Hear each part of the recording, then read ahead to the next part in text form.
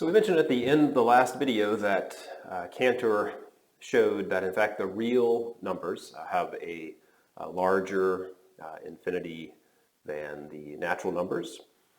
So we would say that the real numbers are uncountable. Remember, a countable set is one that has the same cardinality as the natural numbers.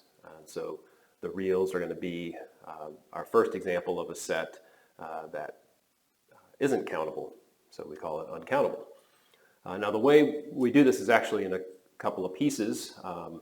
Cantor showed, using his sort of famous diagonalization argument, that the open interval from 0 to 1, so all real numbers between 0 and 1, that is in fact uncountable. And then we show, as you'll see in the problem set, that the open interval 0 to 1 has the same cardinality as the real line. And so together those things show that the real line is uncountable also. But the real crux of the argument is what Cantor did with his diagonalization argument. It's an ingenious proof. So the key here is to use a method of proof that was common in Math 335, and that is a proof via contradiction. So we're going to prove this by contradiction.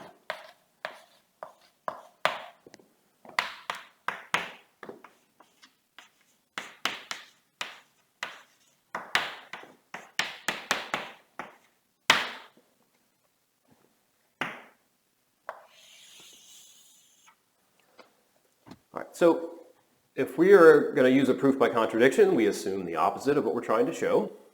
So we're going to assume that the open interval 0 to 1 is countable. Now what that means is we're assuming that we can pair all of the real numbers in the interval with a natural number, right? In other words, we can list them. So we're going to just do an example of what a list like that would look like. And then from that, we'll argue that no list would work. All right? So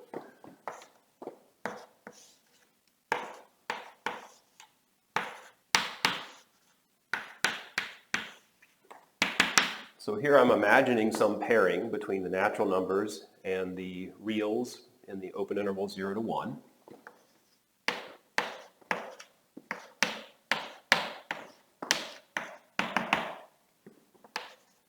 And I don't necessarily know what the pairing would look like, but I'm going to assume some pairing.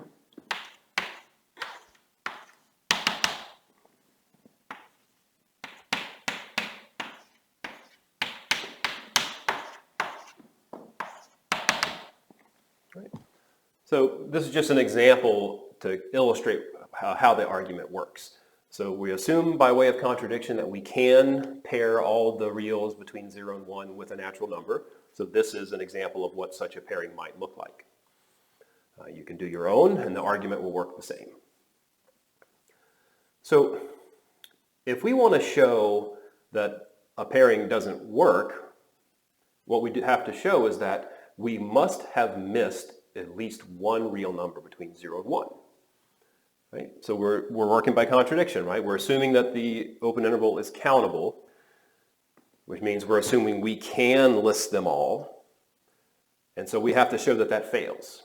And it fails if we can come up with a real number that can't possibly be on that list.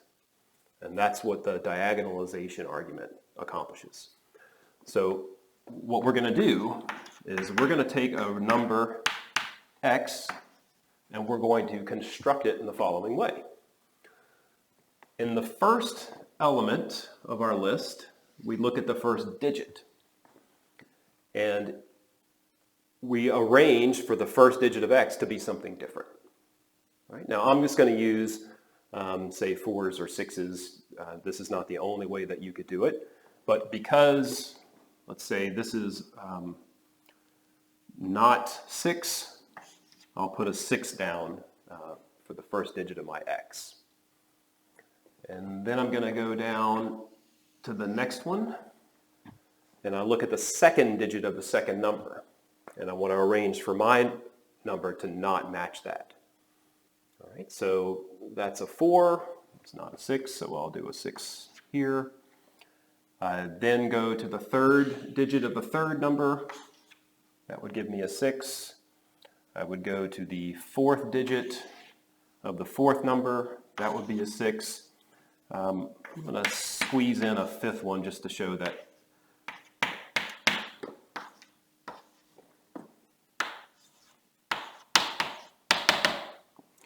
The reason we need at least 2 numbers is that in the fifth number here we would have 1, 2, 3, 4. The fifth digit would be a 6. And remember, I'm trying to arrange for my number not to match. So in the case where I got a 6, then I would use a 4 or something else.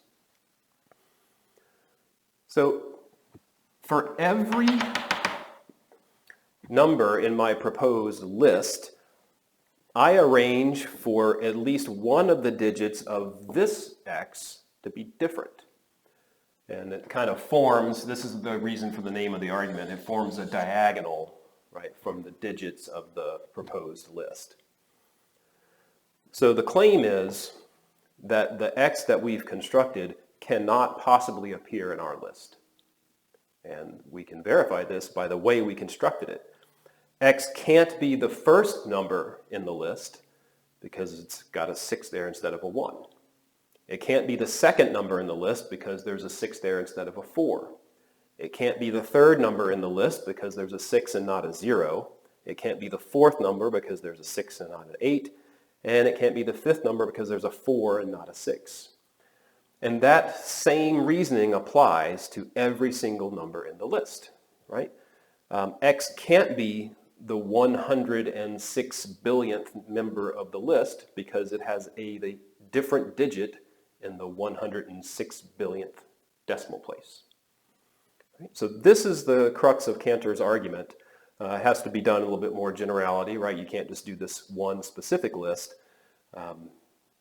But we could assume that we have any list and we still know that we can produce an x that's not on it. Because whatever the first digit is, make x as something different.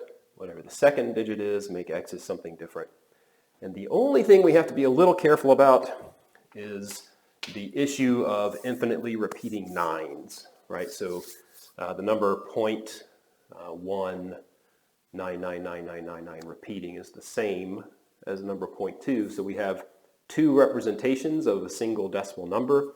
But if we use something like 6s and 4s and avoid using 9s, then we guarantee that we avoid that problem. Okay, so that's the outline of Cantor's argument. And we have a little bit of work to do to show that the reals have the same cardinality as the interval 0 to 1. But we have shown now, our first example of a set whose cardinality really is bigger than the natural numbers. All right, and that'll do it for today.